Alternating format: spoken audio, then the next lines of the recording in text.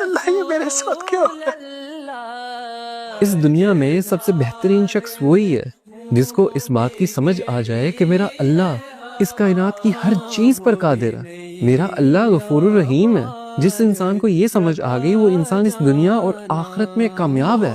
ایک دفعہ آپ صلی اللہ علیہ وسلم کی محفل میں ایک بدو آ گیا۔ اس زمانے میں بدو ان لوگوں کو کہا جاتا تھا جو جاہل تھے۔ جب وہ شخص آپ صلی اللہ علیہ وسلم کی محفل میں آیا تو اس نے پوچھا کہ آپ صلی اللہ علیہ وسلم آخرت میں حساب کتاب کون کرے گا؟ تو آپ صلی اللہ علیہ وسلم نے فرمایا کہ آخرت میں تو حساب کتاب اللہ کریں گے۔ تو اس بدو نے دوبارہ پوچھا کہ اللہ کریں گے حساب کتاب؟ آپ صلی اللہ علیہ وسلم نے فرمایا ہاں اللہ کریں گے۔ یہ بات سن کر وہ بدو مسکرایا اور کہنے لگا کہ آپ صلی اللہ علیہ وسلم مجھے اجازت دے، اور وہ وہاں سے اٹھ کے چلا گیا۔ اب کچھ صحابہ جو اس محفل میں بیٹھے ہوئے تھے ان کو اس بات کی سمجھ نہیں آئی۔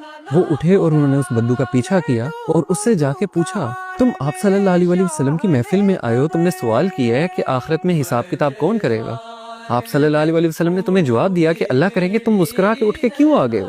تو اس بدو نے مسکراہٹ سے کہا کہ اگر اللہ تعالیٰ نے آخرت میں حساب کتاب کرنا ہے تو اللہ تعالیٰ تو بڑا غفور الرحیم ہے، وہ تو مجھ سے میری ماں سے زیادہ پیار کرتا ہے۔ کیا اب میری ماں مجھے جہنم کی آگ میں جلا سکتی ہے؟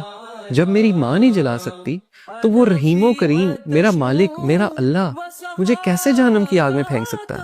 تو وہ صحابہ آئے آپ صلی اللہ علیہ وسلم کے پاس اور بولا کہ آپ صلی اللہ علیہ وسلم اس طرح ہم اس بدو کے پیچھے گئے تھے، اس نے یہ بات کی ہے کہ اللہ تو بڑا رحیم ہے۔